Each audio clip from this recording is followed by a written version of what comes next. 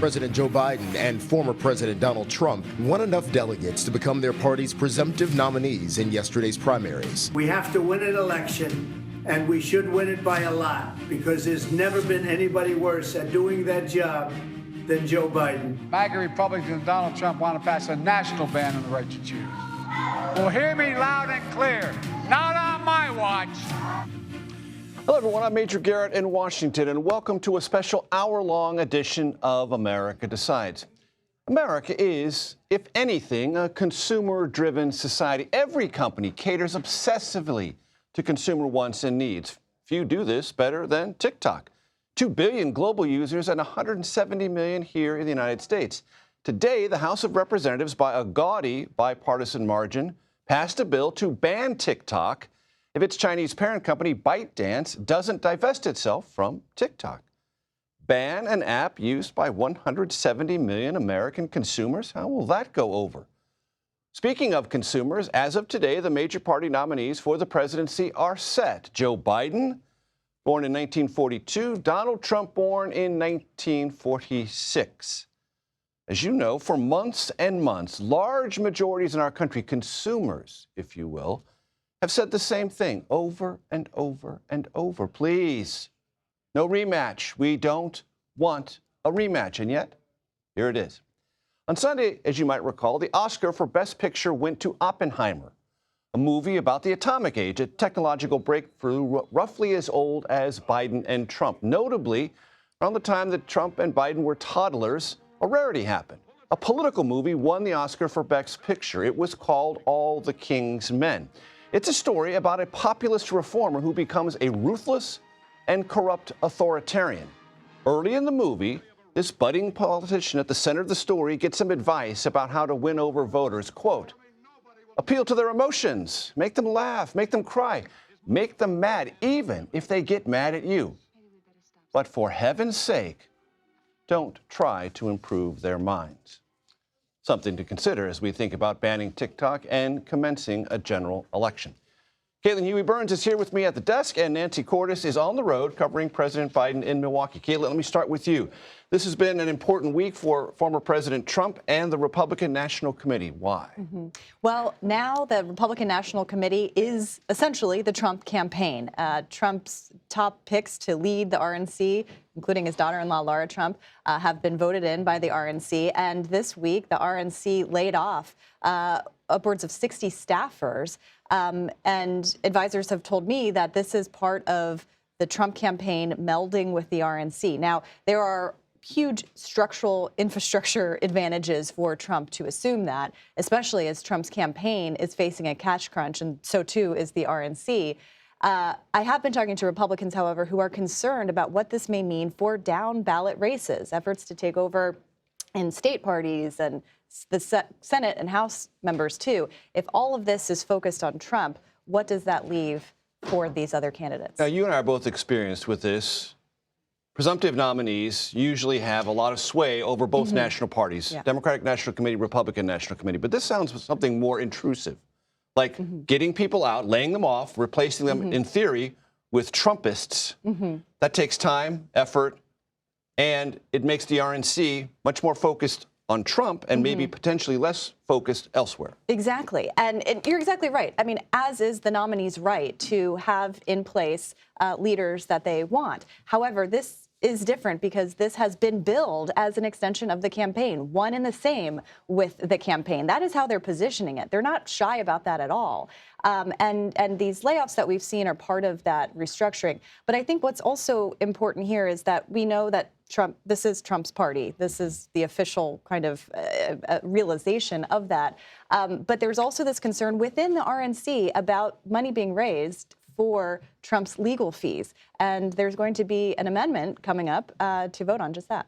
Nancy, I want to go to you in Milwaukee. I know you enjoy, as I did when I was at the White House, getting outside of the White House bubble, meeting voters. I understand you had a chance to talk to some in Milwaukee. Give us their perspective. I did, Major. I was able to sit down with a trio of voters here in Milwaukee. One who is undecided. He is a 33-year-old barber here. He voted for Biden last time, and he's not sure what he's going to do this time around. One, a business owner who is all in for Biden. Another who is a project manager who's all in for Trump. And interestingly, they agreed on a number of issues. They were all leery about more spending on Ukraine and foreign aid.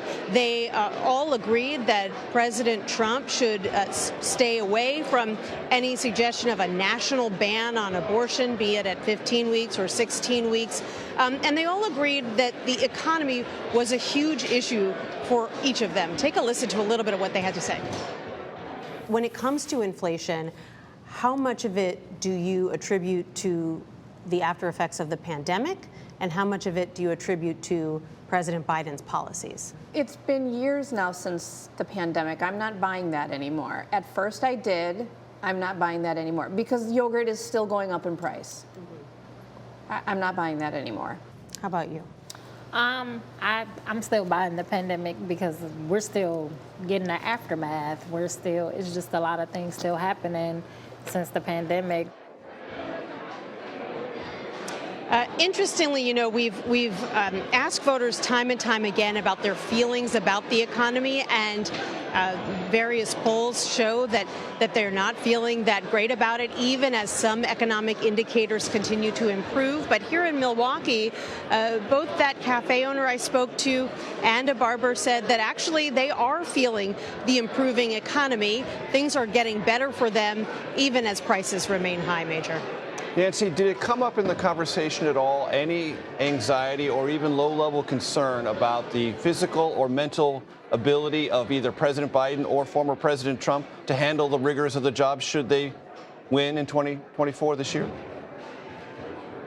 Yes, in fact, they basically told me that their concerns about both of these candidates kind of cancel each other out because they're worried about both of them. They're so close in age, 77 and 81.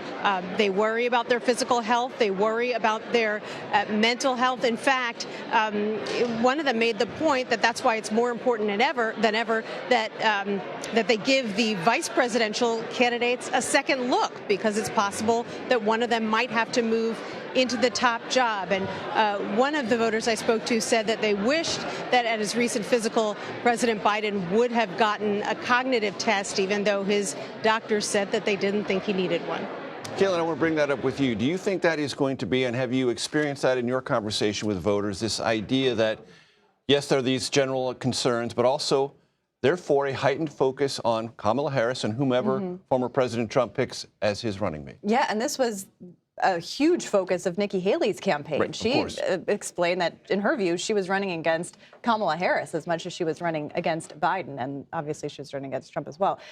You know, voters that I've been talking to at these political events, not at Trump events, because they are very much focused on the top of the ticket, and they believe that the vice president that he picks should be someone who is fully supportive of him. But there is this anxiety about that and what they actually are voting for.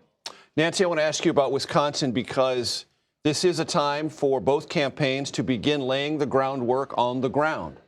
And as I understand it, the Biden campaign is doing that while the RNC is laying off people and trying to hire new ones. Yes, President Biden, one of the things he's going to be doing while he's here in Wisconsin is opening up one of his main campaign offices. Democrats here in Wisconsin will argue to you that they don't necessarily need to be reorganized because they've been organized all along. There was this very animated race, you'll recall, for a member of the state Supreme Court. Abortion was at the heart of that race, and that kept particularly Democratic and progressive voters very, very engaged in politics here, and they remain so today. And this was such a close state, Major, as you know, in 2020. President Biden only won it by about 20,000 votes. And that's why the president, you're going to see him so many times back here in Wisconsin.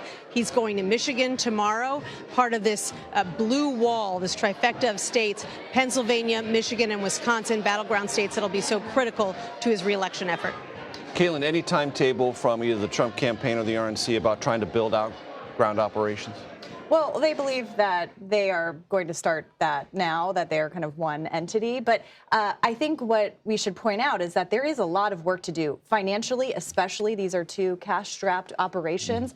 And also, when you look at results from last night in the primaries, in Georgia, for example, Republicans have been pointing out all day that Nikki Haley, who dropped out of the race a week ago, still did very well 13%, in the suburbs of Atlanta in particular. And that had been, what she was trying to say. And so Republicans are really concerned about that and need the infrastructure to be able to reach those voters. Caitlin Huey-Burns here with me at the desk. Nancy Cordes on the road with President Biden in Milwaukee. Thank you so very much. Next, we will hear from both the Biden and the Trump campaigns on what they believe will be keys or the key to a possible victory. You're streaming America Decides. For the good of our nation, it is time for Crooked Joe Biden and myself to debate. We have to debate. It's for the good of our nation.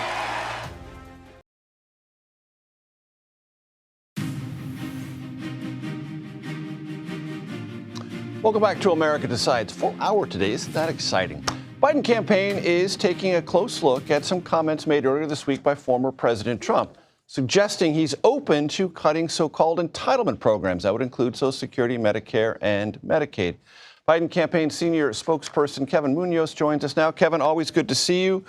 Lots of bipartisan budget analysts, as you well know, Kevin, have said that for the future of Medicare and Social Security and their solvency, some adjustments need to be made.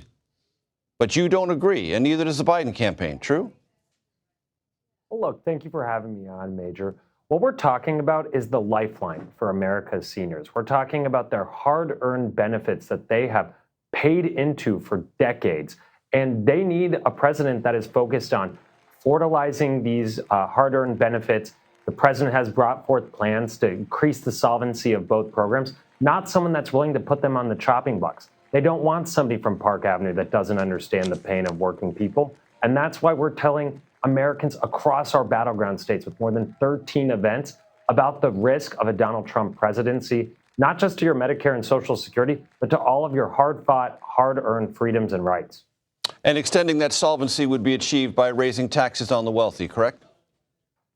Yeah, look, the president has been clear time and time again that the ultra-wealthy, the corporations in this country, they need to pay their fair share. We know that the middle class and working people sometimes pay higher tax bracket than the richest in this country. That's just not the American way, and that's what President Biden is fighting for. Kevin, I want to read to you something I came across in The Hill today. Quote, President Biden didn't see a bump in polling after his State of the Union address last week, with new polls showing no improvement for the incumbent. It continues. Ahead of the State of the Union, Biden's approval rating was 40% in a Yahoo News YouGov poll. In a new survey released Tuesday by the same duo, the president's approval rating had fallen to 39%. If the State of the Union address can't do it, what will? Well, it's funny, actually. A colleague of mine just showed me a poll that has us up one, and it was conducted right after the State of the Union. We're going to look at the full range of metrics that indicate how we can win this election. Joe Biden is running on an agenda that wins Democrats up and down the ballot time and time again of cutting costs, creating opportunity, fighting against the national abortion ban, which is the hallmark of Donald Trump's campaign. But we're also looking at things like the fact that we raised $10 million alone in the 24 hours after State of the Union. That is real enthusiasm for the president. They know the stakes of this election, and that's exactly why we're getting Joe Biden out across the country to talk to the voters who will decide this election, not just about the danger of Donald Trump, but what Joe Biden is doing to fight for you and your family. Kevin, the graphics organizers for this show, as they often do, just read my mind. I want to talk to you about our new CBS News polling out of Georgia. Let's bring those numbers back up again. It shows former President Trump leading 51% to 48% over President Biden. Margin of error, notably in that poll, 3.9%, so it's in the margin of error. How seriously concerned are you about the president's status in Georgia? Well, I think it's really important to know, Major, and you know this better than most, Georgia is a close state. It was in 2020, it was in 2022, and it absolutely will be close in 2024. What we are going to do is not ask, but earn the support of the coalition that sent us to the White House from Georgia, like we did in 2020. And what we saw last night in those primaries on the Republican side, I think some 60,000 or so Republicans voted against Donald Trump. That is 60,000 voters that do not want him to be reelected and are opportunities for Joe Biden to pick up in a state that we won by 11,000 votes last time. So look, it's a hard state. We're putting in the work. You saw the president there last weekend talking to the diverse coalition that is critical in the state. And on the other side, you have Donald Trump, who attacks Haley supporters. Today announced that they're doing no outreach to communities of color. It couldn't be further from the story that we're telling on our side. Kevin, the former president has said that he wants to debate the president anytime, anywhere, under any conditions with any moderator. Will the president take him up on that? I think it's really funny that Donald Trump keeps saying things from Truth Social when he just stays in the basement of Mar-a-Lago. I don't think he's done any campaigning this week while the president's been out there. But look, Major, the president is traveling the country, talking to the voters who will decide this election. We haven't had the conversation about something that may happen in August. But what I can say is the debate plays out every time Joe Biden talks about what he is fighting for and what Donald Trump is fighting for, which is bad, it's rejected, it's toxic, and it's not the American way. Kevin, looking at the electoral map from 2020, can you identify a state that candidate Biden lost that President Biden will win in 2024? Oh, look, we're going to be competing in the critical states that sent us to the White House back in 2020, but we absolutely see opportunity. And I think look no further than a state like North Carolina, where the Republican gubernatorial candidate has openly mused about attacking political opponents, literally with violence, who has said that women shouldn't vote, that has been a part of some of these insurrection conversations that have been very repulsive to swing voters. So this is a state where we're going to be talking about the full suite of the issues on the line. North Carolinians know the impact of MAGA Republican leadership that took away women's rights, and that's why you've seen us really investing heavily in that state so far. The consensus, Kevin, is that Arizona, Nevada, and Georgia are probably the three states in which the president is currently most vulnerable. Of those three, which concern you the most? I think we feel really good about the opportunity we have, not just through the Rust Belt, not just in North Carolina, but on these Sun Belt states like Georgia, like Nevada, like Arizona, where the president's agenda is making a real impact on economic opportunity. These are states, Arizona and Georgia, where abortion rights are very much on the ballot. And these are states where MAGA Republicans continue to run candidates that run absolutely counter to the values of their population. So look, every state is going to be close. Our country is divided, and we need to put in the work to talk about who is fighting for Social Security, who is fighting for addressing gun violence, who is fighting for the middle class. It's only Joe Biden. Kevin Munoz, as always, thank you. Thank you, Major. Now let's turn to the National Press Secretary for the Trump campaign, Caroline Leavitt. Caroline, good to see you. A couple of news items before we get to politics. Today in Georgia, 6 of the 41 counts brought by the Fulton County District Attorney were dismissed against former President Trump and some of the other co-defendants. Your reaction? Yes, well, President Trump's legal team, who is the best in the business, put out a statement earlier today saying that they feel as though the judge made the right decision on the basis of the law, dismissing 4 of these counts against the former president in Fulton County. However, we also strongly believe that this case in its entirety should be dismissed, not just for the alleged unethical misconduct waged between Nathan Wade, the lead prosecutor in this case, and Fani Willis herself, but also on the basis of the law. So we will continue to fight for truth in this case, and the president believes that he will be exonerated of all of the charges that are being brought against him. Caroline, does anything that happened today suggest anything to the campaign about what may happen on the pending matter before the judge about the continuance or lack thereof of District Attorney Fani Willis? Well, we'll have to see what the judge decides. However, we have said and strongly believe that Fani Willis is in no position to bring this case forward based on the allegations made against her and also on the basis of the law. There is no legal grounding for this case, and President Trump's team has said that from the beginning. The House of Representatives, as you well know, Caroline, today passed with a rather large margin a bill that would effectively ban TikTok. If that bill were to reach President Trump, should he be reelected, would he sign it? Well, that bill will likely be heading to President Biden's desk if it makes it to the Senate. So that's a question for him. However, on the issue of TikTok, President Trump in 2020 took very strong action via executive order because he believes that TikTok is a national security threat to the American public. The president also understands that this is a wildly popular app used by millions of Americans across the country to create content. And so he wants legislation that will protect the privacy, security, and data of all Americans, but will also ensure that we can have American ownership of this company and divest from Chinese ownership to ensure that millions of Americans can still use the app. He'll defer to Congress on the details of how that gets done, but the president certainly wants to see a solution that works for all Americans. But just to be clear, if he were president and this bill were before him, would he or would he not sign it? I will not comment on the merits of this specific bill. What I will say is that the president believes TikTok does pose a national security threat. He wants to see the privacy and the data of all Americans protected, and he wants to see the app still be able to be used by millions of Americans across the country. Today, Janet Yellen, in an interview with Fox Business Channel, said she regrets saying in 2021 that inflation would be transitory. Your reaction? Well, we've seen that Janet Yellen and Joe Biden and the Biden White House, their tax and spend policies and their hike of the federal interest rate has led to the worst inflation crisis in generations. Prices are still 20% higher than they were when President Trump left office and Joe Biden took office. The jobs report from last month was not good for Joe Biden's administration. Inflation rose once again by 3.1%. And so Janet Yellen is, of course, walking back her comments and her claims. Whether inflation has gone down, that's what the Biden White House is claiming. Overall, it doesn't mean much to the American voter who is still spending thousands of dollars more every single year just to have the same quality of life as they were under President Trump's leadership. And I know you know this, Caroline, but the White House didn't raise interest rates. The Federal Reserve raised interest rates. Earlier this week on CNBC, when asked about entitlements, former President Trump said there is a lot you can do in terms of cutting. That's a direct quote. Was he advocating in that response for cuts in the future to entitlements?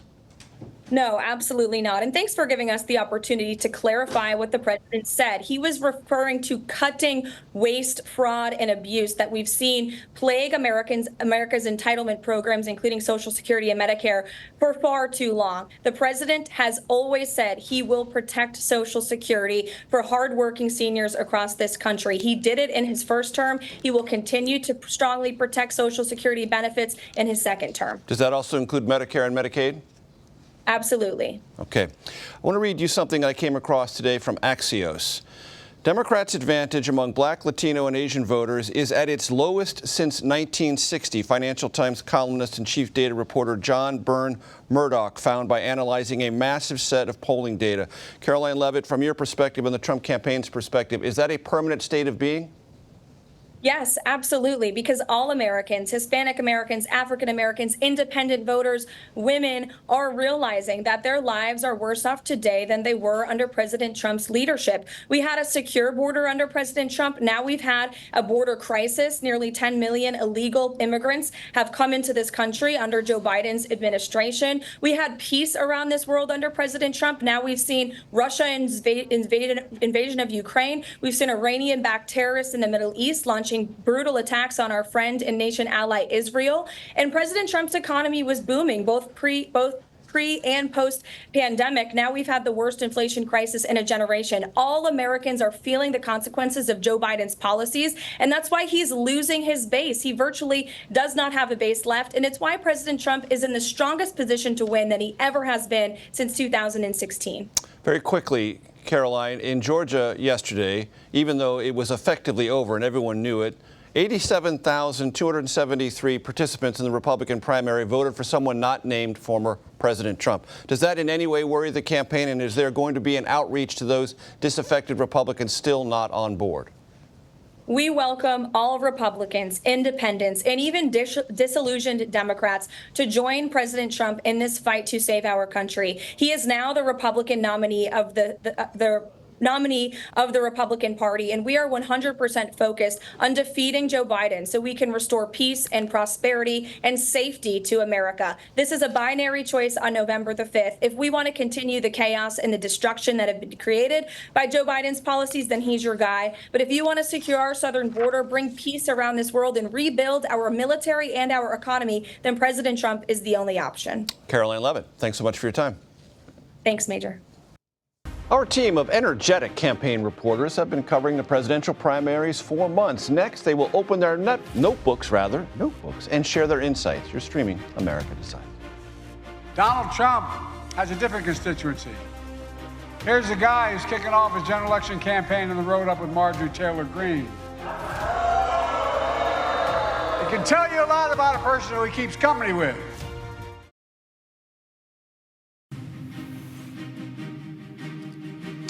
Welcome back to America Decides. With the presumptive nominees for each party now settled, this will be one of the longest general election campaigns in American history.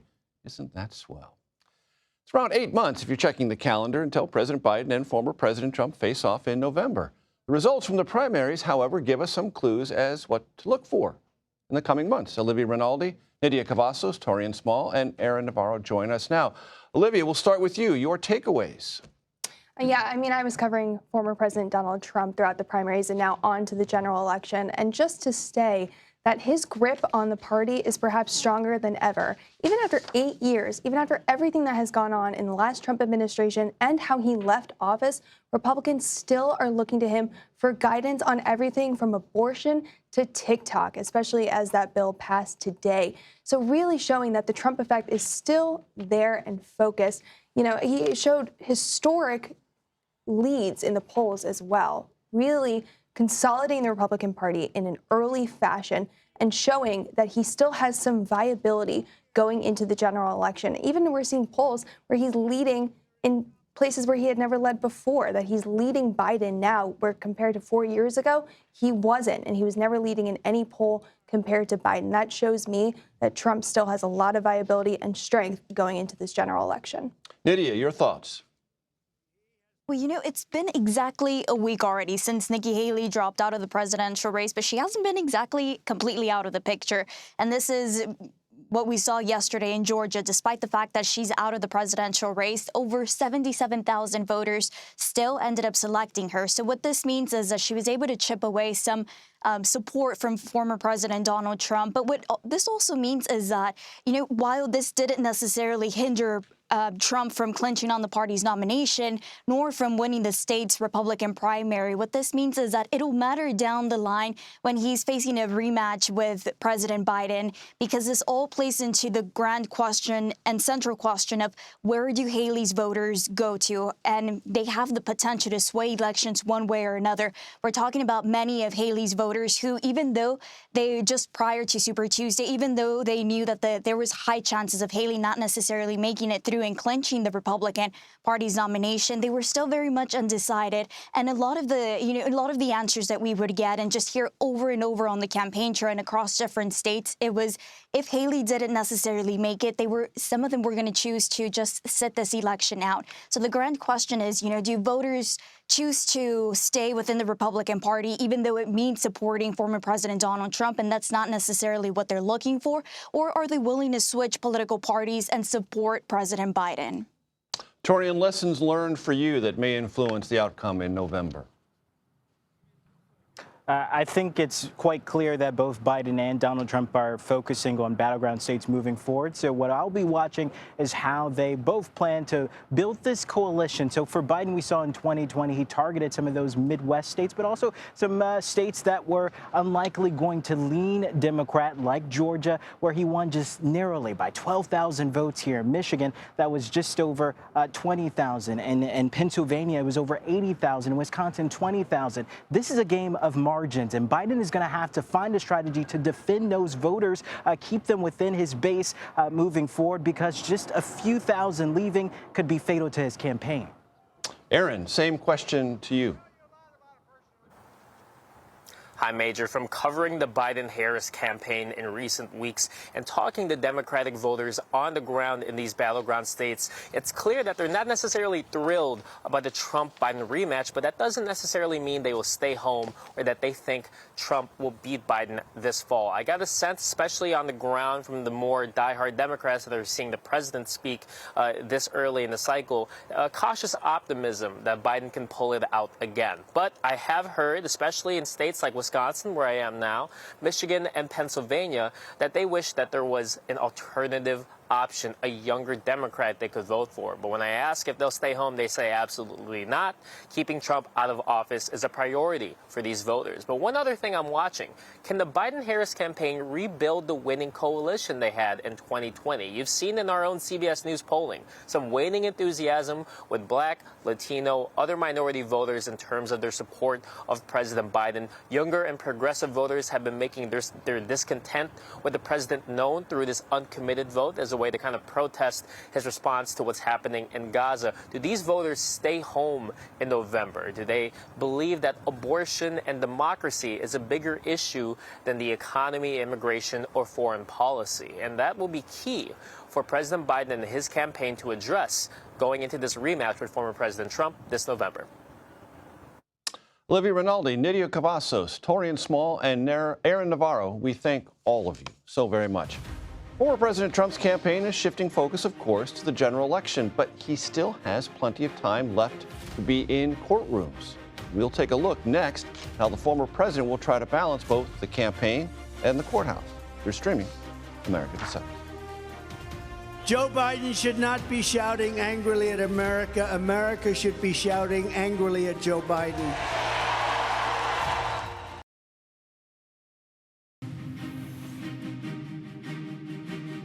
Welcome back to America Decides. A judge in Fulton County, Georgia, today dismissed 6 charges in the state's election subversion case. The judge ruled that charges related to soliciting public officials to break the law lacked the required detail. The main racketeering indictment, however, remains intact. Andrew Weissman and Melissa Murray join us now. They co-authored a new book, The Trump Indictments, the Historic Charging Documents with Commentary. Melissa, let me start with you. What is the import of today's ruling about the Georgia racketeering case?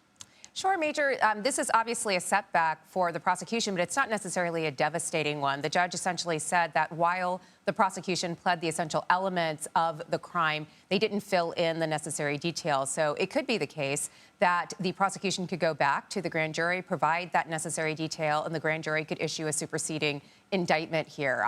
It does leave, as you say, the RICO charges, the racketeering charges intact, and that really was the bulk of this sprawling prosecution. As we note in our book, this is an indictment that has a lot of color, a lot of detail. So we actually thought it was quite surprising that Judge McAfee thought that there wasn't the necessary detail here, because we thought this was an indictment that was long on details. So, Andrew, if I hear Melissa correctly, this should not be precisely a celebratory moment for the Trump legal team. That's right. They might spin it that way. And of course, no prosecutor ever likes to have any charges dismissed before getting to trial. But in terms of substance, they still have a lot of options. They could just decide, you know what, we don't really need those counts. And also, the judge actually invited them to go back to the grand jury and what's called supersede. That is to add sort of the necessary detail to those charges. Again, I don't think that there was really lacking that much detail, but it would be the kind of thing that would be relatively easy to cure. It is also important to note that the judge then, by not dismissing the rest of it, is saying those charges are good to go. So, if the defense is thinking that they're somehow going to be able to knock those out, the judge isn't saying that. Melissa, I want to ask you, if there's a way to place a hierarchy of the cases facing former President Trump in terms of import, evidence, facts, and law, how would you establish or order that hierarchy?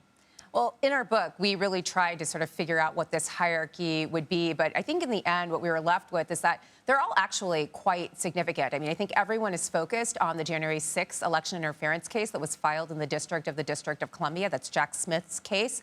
That's obviously really important. It's obviously intertwined with Fani Willis's Fulton County case, which also speaks to the question of election interference and a broad, widespread conspiracy to subvert the results of a validly conducted election. But the Mar-a-Lago documents trial is also really important because of the sensitive classified information at stake. And then, of course, Alvin Bragg's Manhattan DA case concerning the hush money payments is also really important because it sort of sets up an earlier form of election interference, the idea of sequestering certain information from the voting public in order to enhance one's ability to win an election. So I think they're all quite significant. We had a hard time ordering them. Andrew, in the court of public opinion, it is perceived that the Alvin Bragg case in Manhattan is a bit of a leap. It is a novel application of prosecutorial discretion. How do you come down on that? Well, we actually addressed that in detail in the book that Melissa and I wrote, because that's actually wrong. So first, the misdemeanor charges of just filing false business records, that's the bread and butter of what the Manhattan District Attorney's Office does. That's a standard charge, so there's nothing unusual about it. The only part that's unusual is when you charge it as a felony, and there are numerous ways in which that can be justified. The court actually ruled on pretrial motions brought by Donald Trump saying that those shouldn't be allowed, and the judge disagreed. 3 of the 4 theories that we sort of articulated in the book are ones that the judge said are going to go to the jury. And obviously, it still remains for Donald Trump to be tried. He's entitled to the presumption of innocence. The government obviously has to prove its case beyond a reasonable doubt as to each element. But there's nothing novel about the theory that is being used in this case, according to the trial judge in this case. Melissa, you raised the January 6th case, and something in your book really caught my eye, and this goes to the issue of, was the Justice Department and its attorneys and investigators sufficiently aggressive on a January 6th type of case? History will render its own judgment about that. But Cassidy Hutchinson's testimony, you write, came as a surprise to the Department of Justice. What does that tell you? So again, as you say, it was a concerted choice to go with the rank and file members of that January 6th effort to overturn the election at the Capitol, to prosecute those lower level offenders before going for those at the top. The court of public opinion is going to play out on that decision, I think, for at least the next 10 years or so.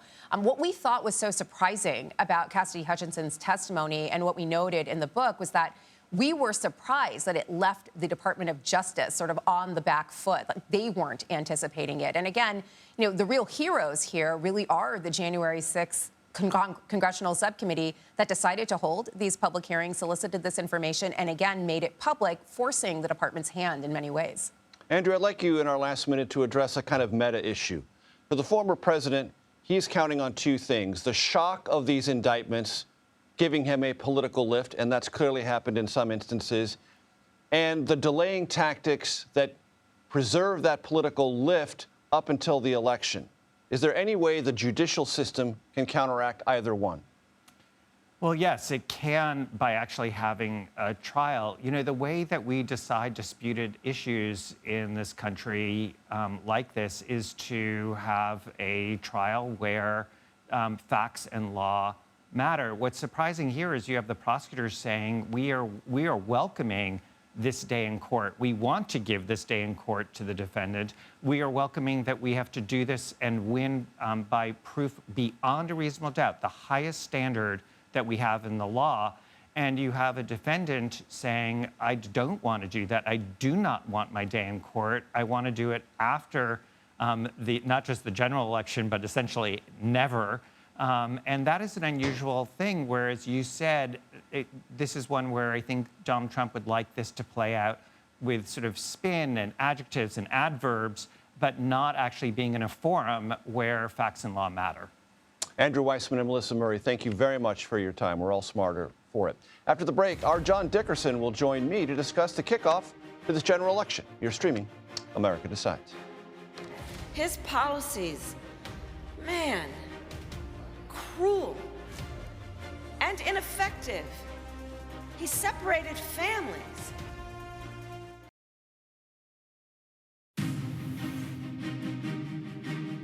Welcome back to America Decides. As we've been discussing, President Biden and former President Trump are now able to shift their focus to the general election. Don Dickerson joins me now from Studio 57 in New York. That means the galaxy is now in proper alignment. I'm back here in Washington, D.C. John is back in New York. I know everyone is relieved at that reality. John, let's talk about something that is on your mind. It's on my mind every single day. The former President of the United States said on his first day in office, should he be reelected, that he will pardon the, quote, January 6th hostages.